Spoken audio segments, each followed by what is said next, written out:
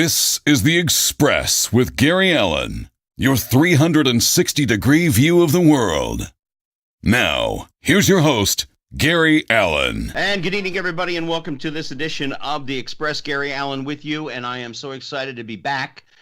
We took a couple of weeks off, had to take care of some personal business, but tonight we have got an extraordinary guest on, a young lady that's been a friend of mine for a little while now, and someone who I think is going to bring some very interesting stories to this program. First of all, I want to thank Randy out there for always listening in, and all of you who take a few minutes out of your day to join us here on The Express.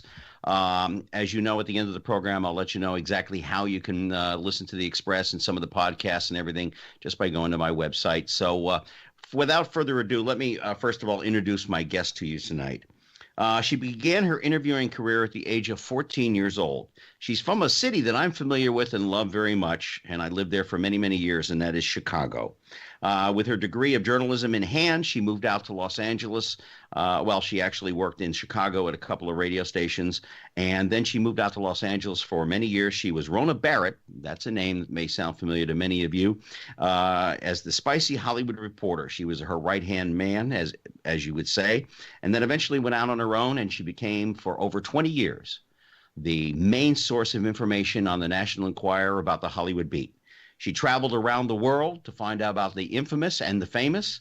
And tonight, hopefully, she's going to allow us to get behind the curtain. She's also written this fabulous book, which is, I put it down. The first night I got it, I told Barbara this. I got it on the first night of the NBA championship games. I didn't watch much of that game, but I certainly learned more about some of the people in this book I ever wanted to. Celebrity Secrets of a National Enquirer Reporter, Further Adventures of the Hollywood Beat.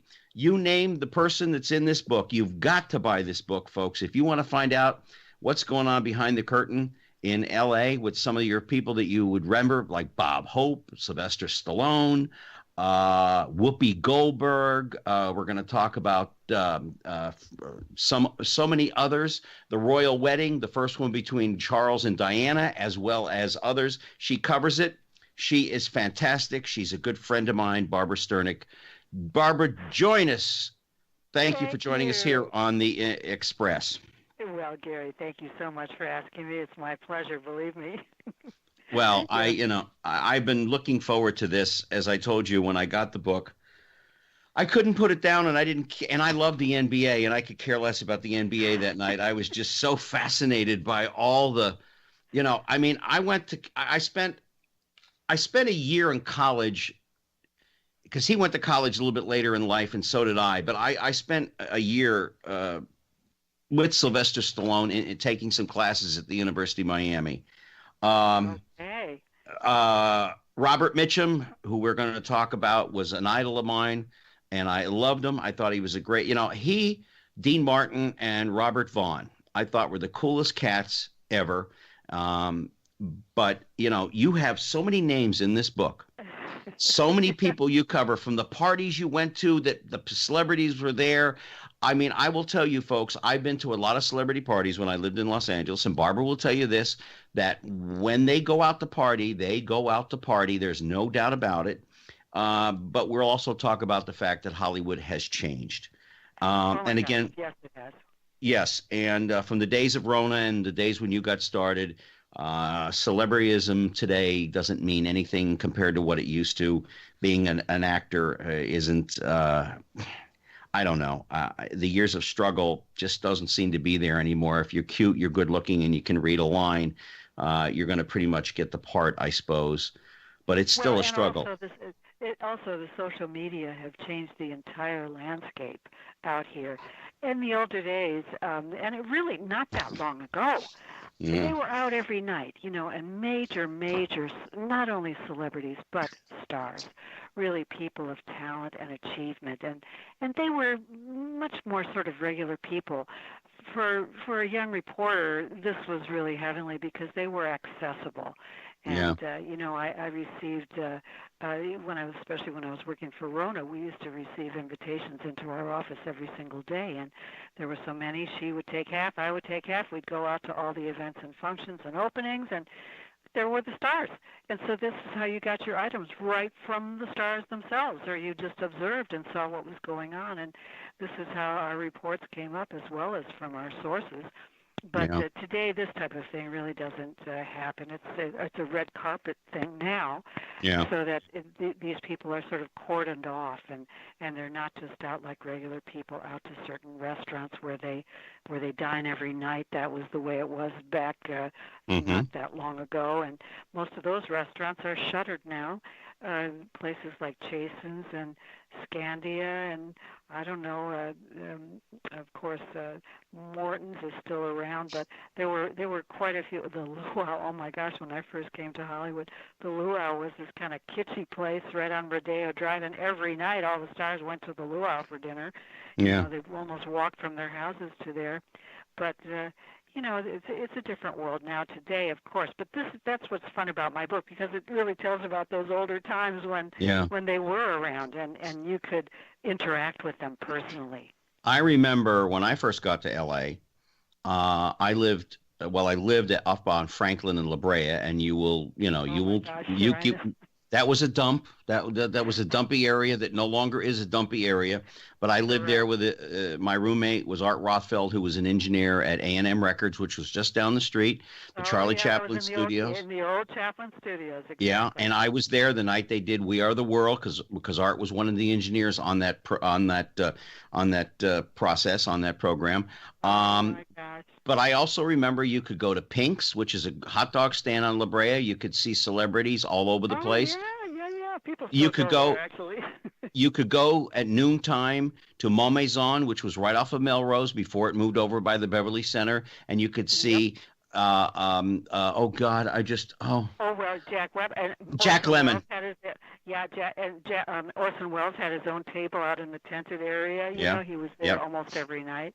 Yep. And if people remember who Orson Welles was, I don't know, it's Citizen Kane. But did you know that Orson Welles' final work is about to come out now? Really? It's a movie that he started making. I think it was called something like, it has the word "the wind" in it. I was just reading about this.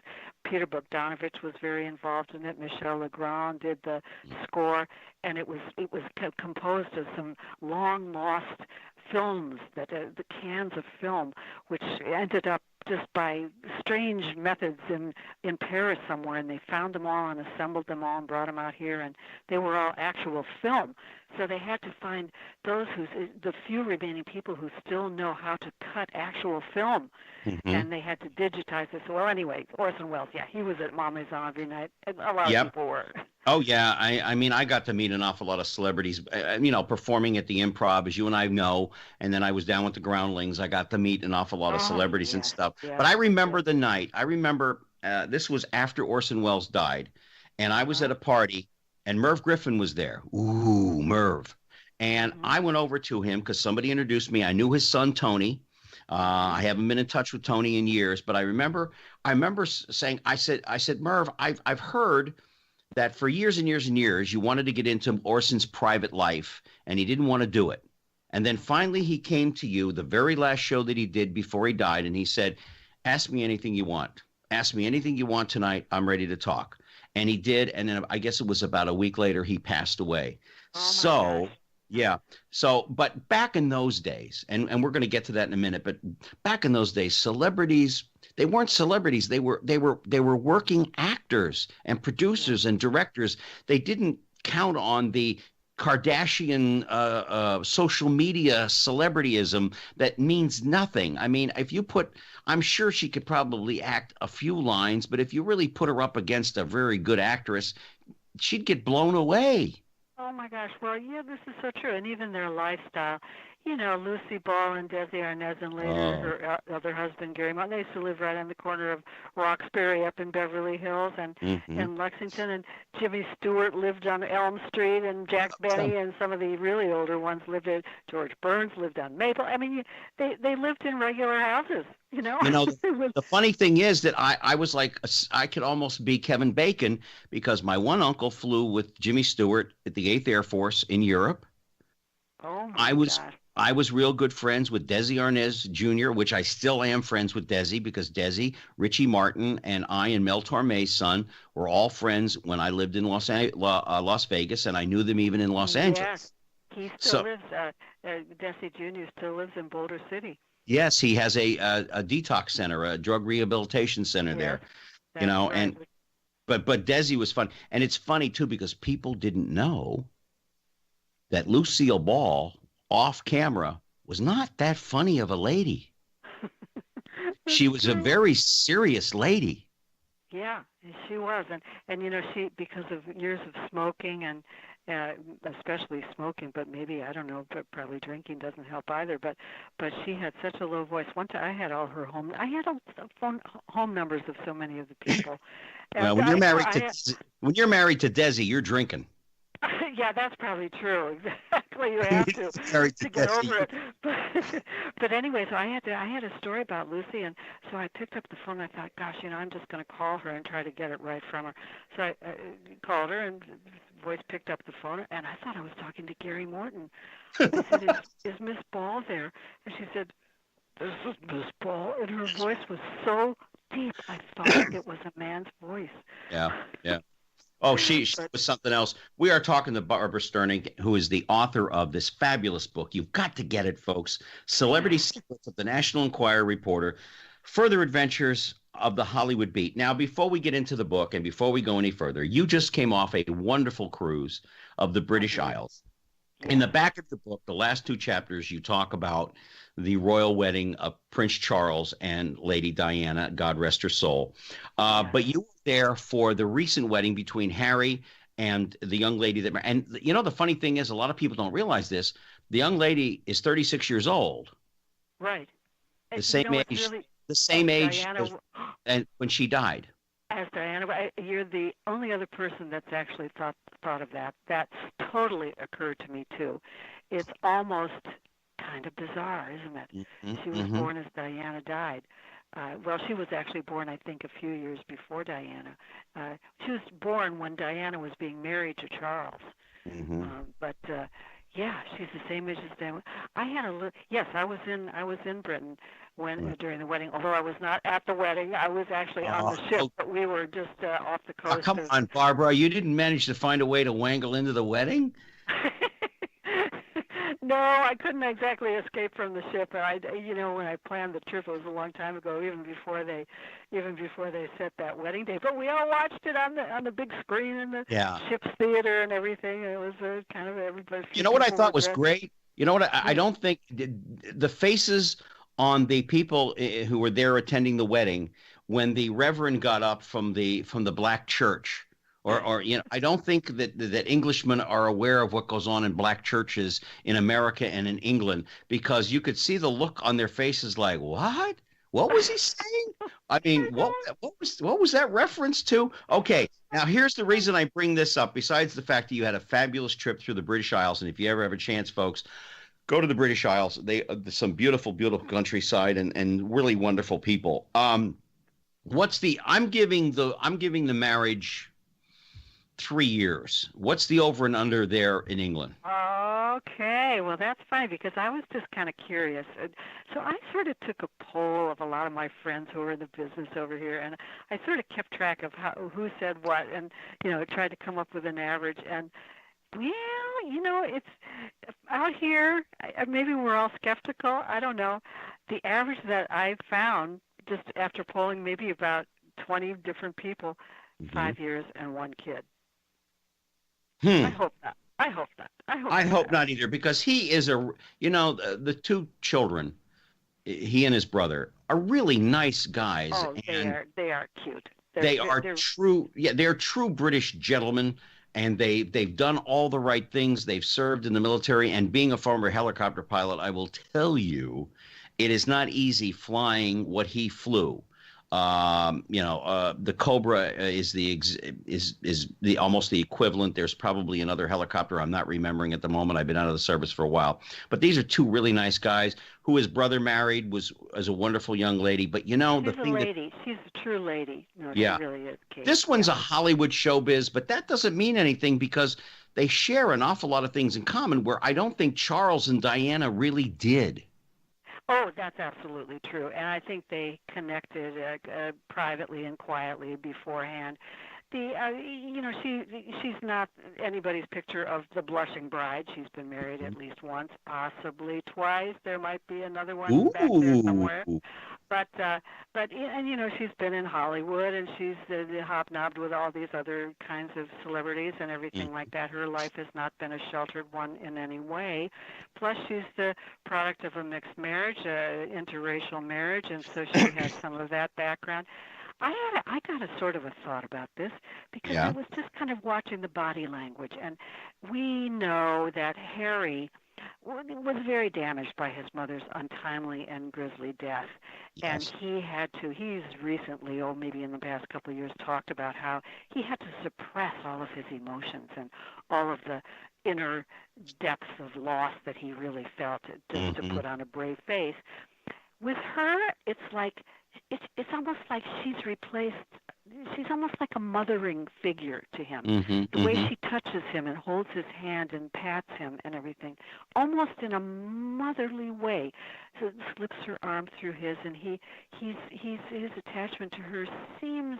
I suppose every relationship is a mixture of that, but maybe more so. Plus, she's older than he is. Yeah. And she's just as famous as he is, and it's an unusual thing in a way, but it's probably very right. So I hope it survives, and we'll take so far so good. It's almost a month. Barbara, I married a woman who was older than me by 3 years. We met at the Improv, of all places to meet. Grace taught me so much about marketing. She taught me so many lessons that you would figure a veteran and a guy who's I was 33 when we met, he would know those lessons. No, I didn't. And Grace was very cool. Unfortunately, the marriage did not last. We were married for 9 years. And it didn't last, but Grace was very good to me. I mean, she really was. Again, I learned a great deal about the advertising business, the marketing, and everything that goes along with it. I was able to take my background in journalism and put it to good use as a copywriter. So there is something to be said about learning from someone, and if you're not willing to do that, then there's something wrong.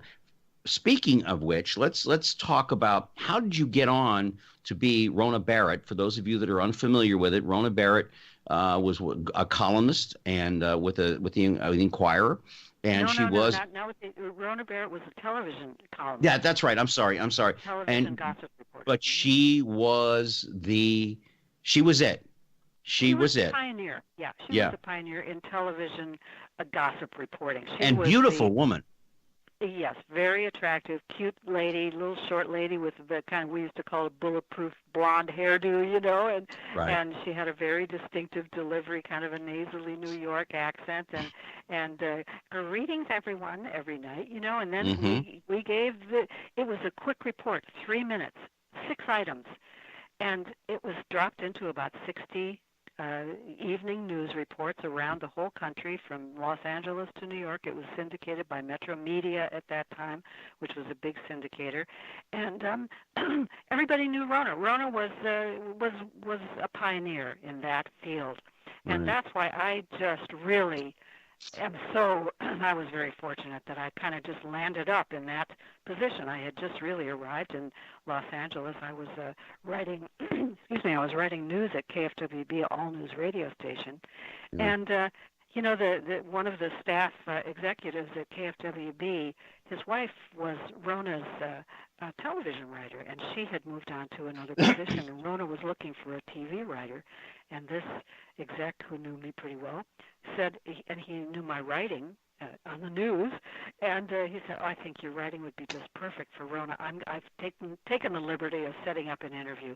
So I went to the interview, and I was hired. And that's, I had been in Hollywood like 3 months, and that's where I landed up. So it was very lucky. Yeah, a lot of great things happened by accident, as I told you my story, and I'm not going to get into it too long, but how I got to Carnegie Mellon, and then how Stephen Boschko was the guy that encouraged me to audition. I go to L.A., I'm suddenly working on Hill Street Blues, and I'm working here, and I'm working there. I'm doing stand-up. It just, certain things just have to come together. They do. They just mesh. And it's like when you look back at it, it looks like a like a jigsaw puzzle with all the pieces fitting perfectly together. But you didn't plan it that way. It just kind of Yeah. came, you know. Yeah, I mean, it So, just, and you got to be able to produce. I mean, that's the one thing that people don't understand when you're in LA. As I've often said to kids who say to me, "Well, I'm going to go to LA, my dad knows so and so," and I said, "That's great, but if you don't have your act together by the time you get to LA, don't go because it's not the place to get your act together. You got to have your act together before you get there." oh, and especially today, and it's so loaded with pretty and talented young people Mm-hmm. who all have the dream, but it's about 1/10 of 1% really make it, Mm-hmm. in the business big and become major names. And there's a lot of, oh gosh, there's so much rejection. There are many disappointed, talented, and Mm-hmm. pretty young people out here, which they keep I hit it. trying and Yeah, I yeah. hit it at the time of Tom Cruise and everything when I got out there. Actually, at the beginning of that, and I remember I got in front of Jane Jenkins, who was the casting director at one time, and I knew her aunt back in Miami, and she said, "Gary, I'll try to get you in as an extra and stuff," but she said, "You're a little old for what we're looking for these days. We're looking for the young Tom Cruise kind of a guy, George Clooney kind of a guy, and all that other Mhm. stuff." She was very nice, but I didn't really get a lot of work out of her. I got more work because of my connections with Stephen Boschko. Now, here's the interesting thing. What did you learn from Rona that you've been able to take with you through your entire career? Well, I think what I learned from Rona was to just be fearless. You have to go up to people. You have to just go up and introduce yourself and say who you are and what you need. And, that wasn't necessary. I mean, I was writing news for a radio station. I was doing news writing off of wire copy, and I was out doing field reporting, but I was really covering not celebrity news at that time. And so I learned that you're never going to get anything if you don't go up to the people. You've got to go up and find out what's going on. And the only way to do that is by being a little bit bold, maybe overcome your own native shyness if you have that characteristic, which I did. And I learned how to overcome that and just jump in and just do it. Yeah. Just do it. Yeah. That's what I learned. And also what I took away from my years with Rona was a contact book full of phone numbers and naming all the people that I now knew and who were there presumably to help me, which did not necessarily happen after I joined Yeah. the National Enquirer, Yeah. because a lot of people did not want to work with the Enquirer. They were afraid of it. They didn't want to put their celebrities in there for fear of a distorted story. And yet they'd known me for 4 or 5 years, and they knew that I was honorable and that I wrote what they told me, and that was it, Yeah, exactly. We're So, talking to Barbara Sternig. She is the author of Celebrity Secrets, of the National Enquirer Reporter, Further Adventures of the Hollywood Beat. How do they get a hold of the book? oh, I'm glad you asked that. Yeah, it's very, very easy. Go to my website. It's very simple, www.barbarasternig.com. That's Barbara, the usual spelling, and my last name is spelled Sternig, just like Howard Stern, but put an IG at the end. BarbaraSternig.com. BarbaraSternig.com. And you're much not more only beautiful. Yeah, you're much more beautiful than Howard Stern. Thank you. I'm not sure if that's a terrific compliment. It doesn't take much, does it? Well, no, but I mean, Howard is, those of us that work behind the microphone, there's a reason for it because we don't look so good in front of the camera. Oh, that's not true. That's not true. But anyway, I was just going to tell you on the website, you can also find my first book, the part one, you might say, of this, which is called Secrets of a Tabloid Reporter, and that's really more of the same kind of adventures. It's the first installment of this saga, and this is kind of like the sequel. The Yeah. Celebrity Secrets of the National Enquirer is the sequel to. And ladies and gentlemen, it is a great read. It's an easy read. It's full of names, but I love the picture on the back because I loved Roger Moore. And, Yes. I loved his sense of humor, and I'm sorry to see Sir Roger is gone. Me too. But I got to tell you something, Barbara. I didn't know you back in the days in LA. I only met you later. But boy, I would have been chasing you without any second thoughts about that at all. Of course, I can't compete. I can't compete with Robert Mitchum or Rory Calhoun, who we will get to a little bit later on. But nevertheless, you were talking about all the people that you got in your little black book of PR people and agents and representatives of the different stars. Talk about turn of about face. Rona is now retired. She's gone. You are the face of the National Enquirer, the Hollywood beat. And suddenly all the phone calls you're making, nobody's calling you back. That's right. That's right. That was really, really heartbreaking. That was tough because I was used to everybody. We were all friends, congenial, and we worked together. And oh my God, I put so many items for them on television about their clients, and certain people just hung up the phone on me. It was soul destroying. I really cried a bucket of tears. But I finally figured out who would still work with me, and there were a few, and that was the sort of the nub of my new group of contacts, and I learned how to make other kinds of contacts that weren't necessarily the PR people who would give you upfront stuff, but it was people like, I don't know, ordinary people.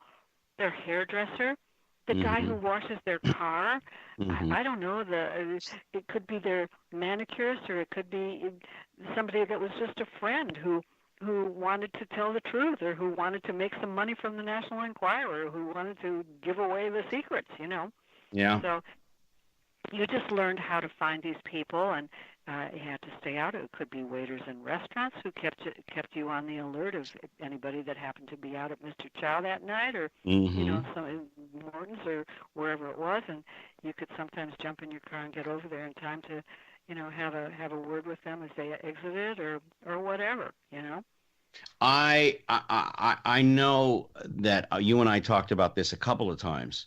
I know towards the end of his life, a guy who I was not a big fan of, although he was related to the Kennedy family, and you know who I'm referring to, Peter Lawford. Oh, yes. What a rat. He was selling stories about his friends and everything just so he could survive. I admire the way he came up. It was not easy for him. He was a good-looking guy, but his career was pretty much over before I was probably even born in 1952, but he did continue on.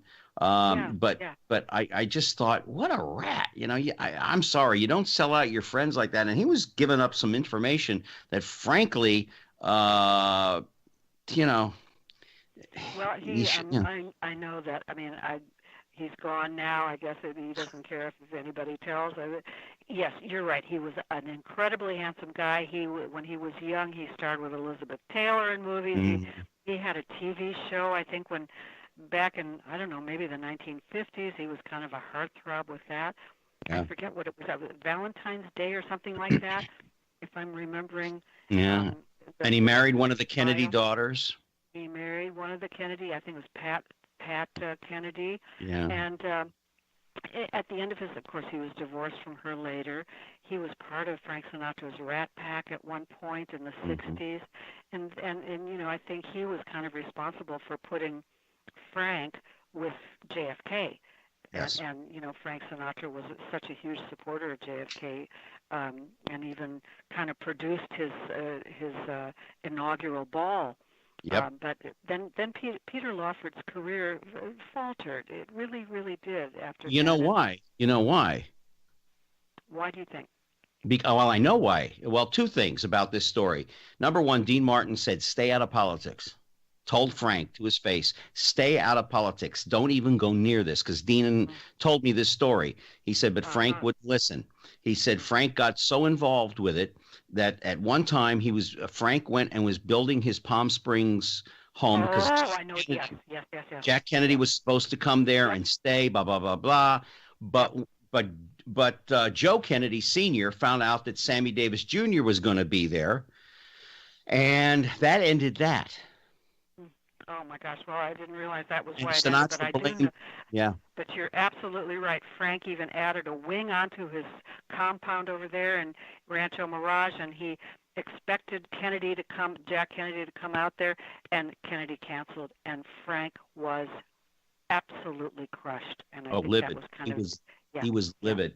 He was absolutely livid. And after that, Peter, even though Peter was the one that came up with Ocean's 11, and Sergeant's 3 and a few other things, that was pretty much it. I mean, if Frank cuts you out, Frank cuts you out. It's like Conti went to Frank and said, "Hey, I can play this role in The Godfather," and Frank said, "Please don't do that," and he did. And Frank cut him out of any movies anymore. He was the guy that died in the Ocean's 11 at the end. Had the heart attack in the middle of Las Vegas Boulevard. Yeah, Richard Conti, yeah. Yeah. My producer just sent me a message. He said, Yes. "If it makes me any money, I have stories about you, Gary. Ask her if it's worth anything." I'm sure he does. He does. EW has plenty of stories. I want to talk to you about Robert Mitchum. Oh, gosh, yes. I'd love to talk about Robert Mitchum. I think he was my favorite celebrity that I ever interacted with during those years. He saved me. You've read the chapter in my book about Robert Chapter Mitchum. 11. It chapter 11? Yeah, chapter Right. 11. Chapter 4. Okay. Chapter 4, you were at a party, and Rory Calhoun, who was an actor that most of you won't remember, was hitting on you, and he was kind of creepy about it. And Robert came along as the suave. Before he toked or after, I don't know. But for those of you that might remember, it was a big scandal back in the day. Robert Mitchum was arrested for smoking marijuana, which was many decades and decades ago. Yeah. But he kind of danced with you, and then you ran into each other a couple of times, but he became a good friend of yours. Well, what happened was I was out covering a big chili cook-off out somewhere in the hinterland here outside of L.A. in the kind of cowboy land, and they had this great big chili cook-off, and all the cowboy stars were there, and Mitchum was there. Well, anyway, I was an invited guest. They actually had invited the Enquirer to be present, so I had credentials and everything. And they had a big dinner, and I sat down, and there were all these kind of older ladies, all heavily made up and looked facelifted and everything. I didn't really know who they were, but so I sat down, and then they said, "Well, and who are you, dear?" And so I said, "Oh, well, my name is Barbara Sternig. I'm here covering this event for the National Enquirer. I'm a reporter." And all of a sudden, they just went icy on me, and they started to be very rude to me, making very rude comments. Well, there was an empty chair next to my chair at this long table, and all of a sudden, it kind of slid out, and somebody sat down, and I looked up, and it was Robert Mitchum. He sat down next to me. Well, so anyway, we ordered a round of drinks, and we were having a drink, and these ladies started in again, being very insulting towards me. Yeah. Well, it kind of continued through the dinner. Well, when the dinner was, they'd taken away our plates and everything, one more lady said something rude, and Mitchum said, "Barbara, would you like to go outside and get some fresh air?" And so anyway, the long and the short was, I said, "I'd love to." We went outside, and we sat on this kind of like old buckboard bench out there for an hour or so and just chatted. And then we were just wandering around the grounds, which was all kind of done up like a cowboy thing. And we ended up spending the whole evening together, during which I finally didn't want to take advantage of the situation, but I always had my tape recorder in my handbag. And he ended up doing such a nice interview with me that evening, and couldn't have been nicer. He was, everybody that I ever talked to about him said that he would show up for work. He was a blue-collar, lunch pail kind of a guy. And by the way, you're not mentioning the woman's name, one of them that was very rude to you, an actress who had a reputation in Hollywood for being a real jerk, and that was Joanne Drew. For those of you that don't know that name, her brother was Peter Marshall, the host of Hollywood Squares. Who's a nice guy. He really is, and he adored her and always talked nice about her, but she couldn't care less.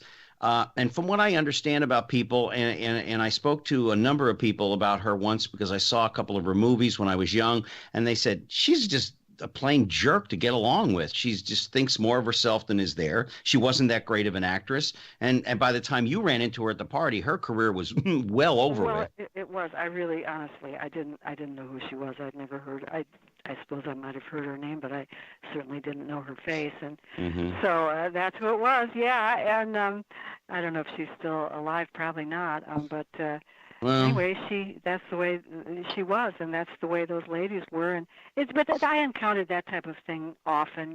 People just associated. They didn't know you at all, but they could be felt free to be rude to you because of your yep. association. And that's one of the things that made it difficult to be an Enquirer reporter. But you had to learn to overcome that because they didn't know you exactly. In the end, I learned not to take that personally. It was not directed at me, Barbara. It was directed at the Enquirer. So, But you know what? As I was reading that, I was thinking to myself, boy, this takes me back to high school with the in crowd or the out crowd, and because they're athletes and cheerleaders.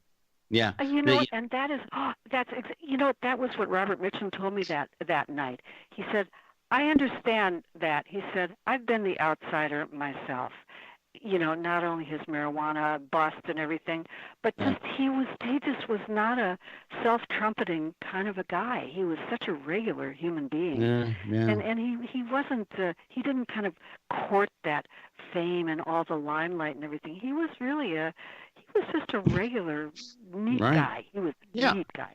Like I said, everybody that talked about him said he was a real lunch pail, kind of a blue-collar guy, showed up, did his work, went home, raised a family, as many do in Hollywood compared to the gossip that you pick up nowadays. We're talking to Barbara Sternig. She is the author of Celebrity Secrets, of the National Enquirer Reporter, Further Adventures of the Hollywood Beat.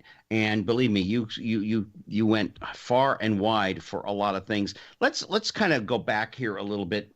What's the difference in the news media today, the gossip media? I don't like TMZ Cafe. Excuse me. I'm sorry. I don't like TMZ, the TV show. I don't like anything about it. Yeah. EW just put on my screen. Really? No, I love our network, but I don't like the modern gossip kind of stuff because it goes for all the real and it really just bothers me to no end. And most of these kids that work on that show don't have an ounce of brains. Well, and I don't think they're really trained. I don't have background. I'm not a watcher myself, to be honest, because it just seems so irrelevant to me what they're talking about. At least we got to get into the meat of stories, and we were in the older. What's the difference now? Well, I'll tell you. The difference today. And I'm going back many years when we were growing up and everything. The news media were about the news, and reporters. Even when I was studying journalism in J school, the first rule that we were told was stay out of the story. It's not about you. You're not to put your opinions are not what the story is about. Yeah. You're there to get what happened, and in as objective a way as you possibly can. Tell the facts, and he had to do it in that pyramid, inverted pyramid. Who, what, why, when, where, and then you get into some of the detail. But that's, I really actually believe that the National Enquirer is partly responsible for what I call the tabloidization of the American media, where you find Britney Spears got her head shaved as the lead story on the evening news, or things of that nature. Yeah.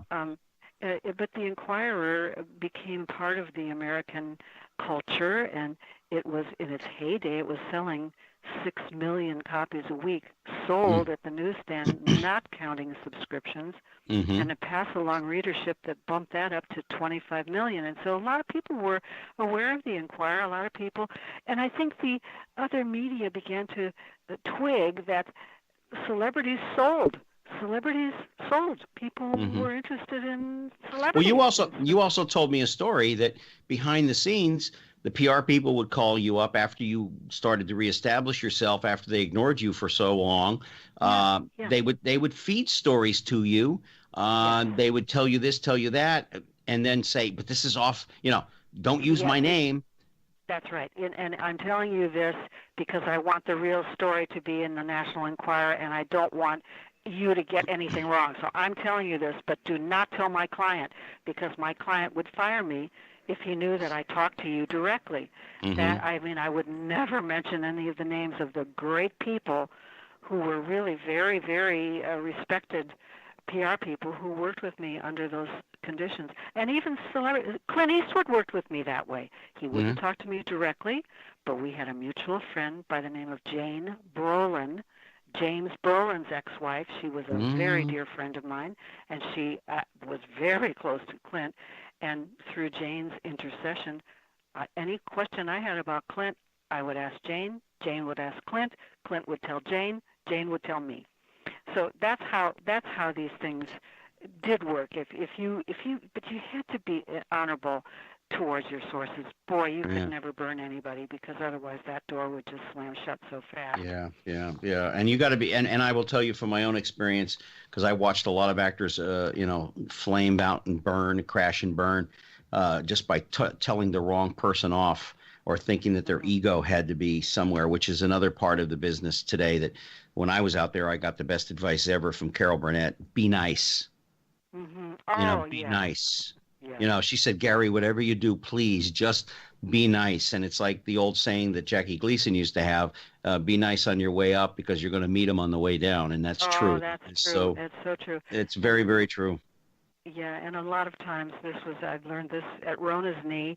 On the way up the ladder, everybody's pushing you from behind, and then when you're on the way down, they're kicking the rungs out as you come down, Yeah. Wait, why do we do that to people? Not only journalists, but No. celebrities, whether it's in sports or the political arena, whatever. If you become, everybody wants the underdog. God, we gotta, yeah. That guy's got to get get the TV show. They get up on top, and then all of a sudden it's like, you know what? They're not, it's his, and they squabble about everything, and they tear somebody down. I've seen it happen firsthand, and I think it's horrible.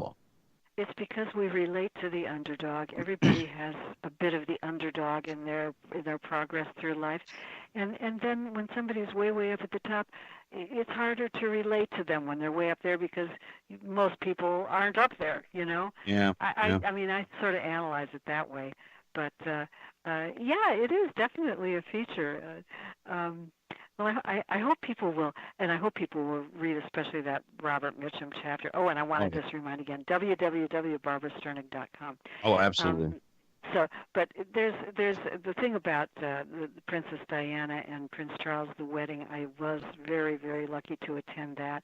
And then when she died, I was working at that time.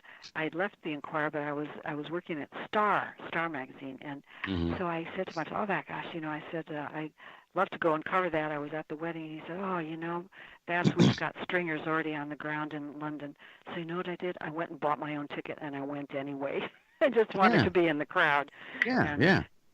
Well, Anderson Cooper started his career with CNN. Actually, his career period, because he had the money. He hired his own camera people, and he went around the world doing stories, and he would send them into CNN and every place else. And eventually they said, hey, this guy's got some good stuff. And, that's how he got hired at CNN. I want to talk about America's Golden Boy. Yes. Chapter 11. And you know who I'm referring to. He is beloved by military people everywhere in the world. He was also one of the richest men that ever lived in Hollywood. Yes, he was a funny man and a super talented guy, and that's Leslie Townsend Hope, or better known as Bob Hope. He was a prize fighter. He and Bing Crosby were together in the road pictures, but they also were big time owners of land in the San Fernando Valley. Oh my God, he owned half the San Fernando Valley where I live. I live actually about a fourth of a mile from his property, that big place he had right on he had a little putting green on there, and a big right on Toluca Lake, which is where this is. Yeah. But although I must say my house is a bit smaller. But, well, yeah. Oh, Hope was he was an icon. He was an icon of patriotism. He was an icon of movie stardom. He was an early icon of television. Yeah. He was a very big deal. Young people today, I don't think they've heard of him, actually. Well, they probably know of him if they catch a road picture, or if you were in the military, or your father or your uncle was in the military, and they talk about it. Yes. And I did not get to see him when I was overseas.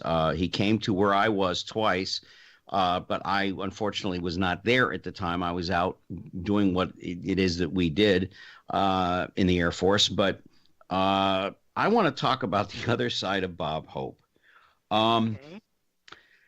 In spite of everything in the world, in spite of how much he loved the troops and everything, there were always rumors, even when I lived out there, about him with some of the young actresses that he would take to Vietnam and other places, and actresses that he had. Would you please tell our audience, and we're listening to Barbara Sternig, who's a longtime gossip columnist and reporter in Hollywood, about Bob Hope and his extracurricular activities? Yes, this is it was kept very quiet. It was, in some circles, it was an open secret. I never was aware of it until I started to get a tip from a very, very, very inside source close to Bob Hope about a few women. He had a girlfriend that he'd had for years. He had her in an apartment on Franklin Avenue here in Hollywood, and yeah.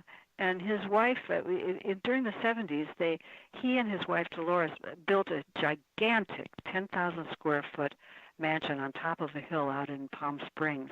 Yeah. And Dolores basically moved out there, and Bob stayed in the Toluca Lake mansion. And they lived separate lives for many, many, many years because of this fact that he really was, he loved the ladies. And how I really came onto the story was this tipster told me about it, and I researched it. I had a lot of it nailed down, and then there was a young gal whose name I won't mention, but she was the latest little cutie pie that went on his USO tour with him. Mm-hmm. And he was already in his 70s, and she was in her 20s. Well, the story was that she was sort of his girlfriend during this. Mm. So I found the girl, and I went up to Santa Barbara where I was supposed to meet her and a chaperone. And I sat down and had a nice interview with her all about Bob Hope. And, of course, I knew I had to get as much info as I could before I asked the big question.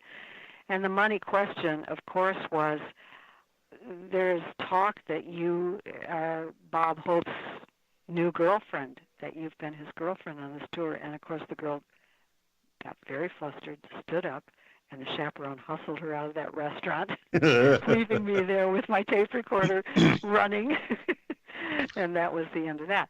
But, and I had it from, I wouldn't be able to tell you who the source was. I would never dishonor him, even though he's not even alive anymore. But right. It was somebody extremely close to Bob Hope who was my very big source on this story. Jerry Colonna? No, not Jerry Colonna. So I wrote up the whole thing. I wrote it up in great detail. It was a story that had never been told before, that Bob Hope actually is a womanizer. And I submitted it to my editor in Florida, who marched it right into our publisher, Generoso Polk Jr. I happened to be in Florida at the time at the home office. Mr. Polk called me into the office, and he sat me down. He said, Barbara, this is good work, but I don't think America wants to know this about Bob Hope. That's true. And he killed the story. And I thought, right on. I mean, that's fine. Even though I'd put a lot of work into it, but, right. I think he was right. So later on, that story was printed by another Enquirer reporter who kind of took my file and sold it to a competing tabloid, which was, he could have been fired for doing that, but he used a different name, and nobody ever found out who it was. But it went to the Globe, right? Yes, exactly, it did. It went to the Globe. Yeah. But you did get your revenge. You did finally get your story, because you were doing something called My Brush with Death, and his PR person, who was a friend of yours, got a line on it, and you went over and sat, and you went up to Toluca Lake, up to his home. Yeah, I went up to his home, and we sat in what he called his game room, which had a big bay window with a lovely dining table there overlooking his putting green in his backyard, big, spacious backyard in this beautiful, beautiful home, which I'd gone past all the time. I drove past it on my way to Trader Joe's every other day, and everybody did, but it had all hedges you could. But now I drove in, and I was welcomed into the house, and here comes Bob Hope, and he's just like you think he would be. He was in his late 70s at the time. he was sexy. He was so confident and funny and urbane, and sat down. He had his chef make this beautiful luncheon for us, and we had a wonderful luncheon, lovely chat, and then we got down to the interview. Boy, was he a master interview. He knew exactly what a journalist needed, and he gave me a great story about all the times he'd almost bought the farm, and plane crashes and war zones, and other times when he was in grave danger on ships and what have you, and a great story, really full of action. And so then at the end of the interview, the PR guy said to me, Barbara, I have to go, but Hope, he wants you to stay. He wants to take you upstairs. And I said, oh my God, don't leave me here. I don't want to go upstairs with him. And, it was like I had confirmation now of everything, because he obviously was not, he wanted to take me upstairs. I would say no more. Yeah. I mean, by the way, I don't know if a lot of people out there know this, and I don't know if you know this or not. You may, but the Vietnamese, Viet Cong, put a warrant out on him that whoever killed him, they would pay them, I forget the amount of money, but they wanted him dead. Every time he went over there for the holidays, they wanted him dead. The Germans wanted him dead. The Japanese wanted him dead. There were warrants out. You cannot, let's just be honest. The guy did so much for so many thousands of servicemen to bring them a bit of home, to bring them a bit of glamour, a bit of fun, a bit of lightheartedness in the middle of all their travails and war and everything. He really was a great patriot. Aside from his peccadillos, he's not the only one. Believe me.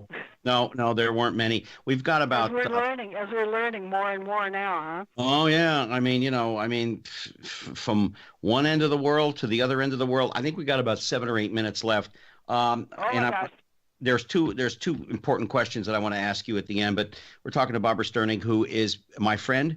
And I can say that and really be, and if you catch her riding around Los Angeles in her Corvette, just stop her and she'll tell you all about it. She's the author of Celebrity Secrets of a National Enquirer Reporter, Further Adventures of the Hollywood Beat. This book, ladies and gentlemen, is jam-packed chapter after chapter, all the way from at the beginning of Robert Conrad to Sylvester Stallone to Whoopi Goldberg, who we're going to talk about Miss Goldberg, who people either do or don't like her. So we got to be brief, because I want to make sure that I get these last 2 questions in. And it's been a pleasure having you on the program, and I thank all of you out there for listening. Talk about how you snuck into Whoopi Goldberg's wedding and all the preparation that she did, the security to keep people out and to stop the helicopters from flying over to take any pictures at all.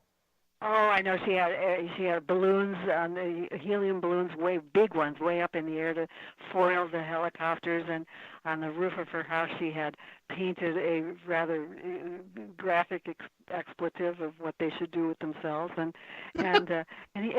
Anyway, my colleague and I, we're supposed to really stay outside, but I always had a way of sneaking into weddings, and I crashed a lot of weddings. I wrapped up a great big gift, so we walk up to the door. They had a big tent there, and a security guy who was taking down everybody's name as they came in off the list, and somehow he didn't find our name on the list, obviously. But this girl just happened to come up and said, "Oh, so and so." She called me the wrong name, and she said, "Oh, come on in here. What are you doing out there?" She thought I was somebody else. So now we are inside of the wedding. I'll be very brief, we ended up standing next to Whoopi, actually right next to Whoopi, as she was screaming to get some young photographer out of there who had snapped off some pictures surreptitiously, and he had then run off into a ravine near her house, and she was screaming at the top of her lungs, "Get him! Get him!" And she didn't realize, of course, that, and I wasn't the only one. I was standing right next to her, but there were about 5 other Enquirer reporters inside the wedding. So she couldn't get away from us. There was no way. We covered it. I never could figure her relationship with Ted Danson. I met Ted Danson a couple times. I told you that before. I never found him to be a very friendly guy at all. I always found him to be sort of sarcastic and condescending. When I would run into him, he would come to the Improv and stuff, and he was always that way. Barbara, you have written an extraordinary book And this hour Oh, has thank gone by you, Gary. fast as I can be. But the one Oh, question that I me have too. is, what do you want most of all for people who go out and get this marvelous book? Please go to Barbara's website, Celebrity Secrets of a National Enquirer Reporter, Further Adventures on the Hollywood Beat by Barbara Sternig, who is a wonderful lady who is going to be joining us again. And I'm just going to call her up for gossip. But what is the one takeaway you want people to get from this book? Well, I guess I want them to get that celebrities are really just people. They're in a unique position. They are special. I was always trying to answer the question through my whole career, are celebrities famous because they're special, or are they special because they're famous? Read this book and judge for yourself. Yeah. I guess that's what it is. Are they famous because they're special, or are they special because they're famous? You can figure it out. Maybe you can figure it out. I really never have. I think it's a little bit of both. Yeah. You'll find ways to kind of look at that question when you read these chapters. Well, I'll tell you what. When you look back on certain performers and actors, there is hardly anybody today. Well, there's Pacino and there's Hoffman, et cetera, and people of that ilk. But there are very few that can touch Spencer Tracy. Oh, There are yeah. very few that can touch Sir Laurence Olivier, John Gielgud. These are people that came up the hard way, the long way. I remember Pacino saying that after he did The Godfather 1, he was broke. He had to go in the unemployment line. I mean, he was broke. People don't realize what it takes. I slept on the backstage of the Improv. So did Jay Leno. I mean, not everybody makes it right away. Nowadays, if you're cute and you got a nice body and stuff, and whatever, you're going to make it. I mean, it's just celebrity isn't today. Celebrity is not what you want to be. You want to be an actor, and you want to be a known actor and a good actor. You show up, you know your lines, you know what you got to do, and you listen to the director, or you do what the director tells you to do. If he says, hey, I hired you as an actor, so you're the actor. Professionalism seems to be out the window to a certain extent. We didn't get to the one question. Of course, I asked you the other day about it, why the soap opera people don't get to see as much notoriety. And you said because most of them probably are in bed by 9 or 10 o'clock because they got to be up in the morning, which they do. Many of them. Yeah, I mean, they've got to go through 10, 15 pages a day. One of my good friends is Will Schreiner. His brother is Ken Schreiner on. Oh my gosh, on General Hospital, right? On General Hospital. I think he was, yeah, and Eric Braeden I know very well. He plays Victor Newman on The Young and the Restless, and he says, "Man, I go to bed. I've got lines to remember." And he said, "And you got to hit and soap opera people got to hit the mark, and they got to hit it running. So there's no take twos, take three, No, there's not. I think I told you the other day, Scott Clifton from Bold and the Beautiful lived next door to me. He and his wife, Nikki, are a darling couple. He he dismissed himself from any social gathering at 8 o'clock because he had 15 pages of lines to learn. Yeah, you do. I mean, if you love what you do, you put the time in, and it's absolutely wonderful. Barbara, I want to thank you from the bottom of my heart. I hope you had a good time. I'm going to call you in about 10, 15 minutes. We'll talk for a few, and I hope everybody out there has enjoyed Barbara. Barbara's going to come back because this book is loaded. Again, go to Barbara's website and get this book, Celebrity Secrets of a National Enquirer Reporter, Further Adventures on the Hollywood Beat. Go to Barbara Sternig .com. .com, and she is wonderful. Catch her in LA riding around in her vet, and if you feel like dancing, she'll dance with you. I have had a wonderful time talking with you, Gary, and I really want to thank everybody that listened in, and it was my pleasure, and I hope to talk with you very soon again. All right, I'll be talking to you in just a little bit. And I want to thank all of you out there for joining us here on The Express. Be back next week. You can catch anything you want to know about me on my website at GaryAllenTalkShow.com. A new network has picked me up, AMFM247.com. Listen to my show on Thursday mornings at 6 a.m. That's right, 6 a.m. So wake up to that. There's also on our sister station, diversitybroadcastnetwork.com at 7 p.m. on Thursday nights, as well as Progressive Voices. And there's going to be a bunch of other places where you can catch the show. But I want to thank all of you for taking a few minutes out of your day to join us here on The Express. Next week, we're going to have another great show for you. I probably will not be taking any more time off for quite some time. So with that said, I want to thank you all very much, my guest, Barbara Sternig, for taking the time to join us, as well as you. taking the time with me tonight, as you do every Tuesday night. Until next time, take care of yourselves and each other. You've been listening to The Express with Gary Allen. Join us here every Tuesday night at 10 for more captivating talk with Gary Allen. See you next time on The Express.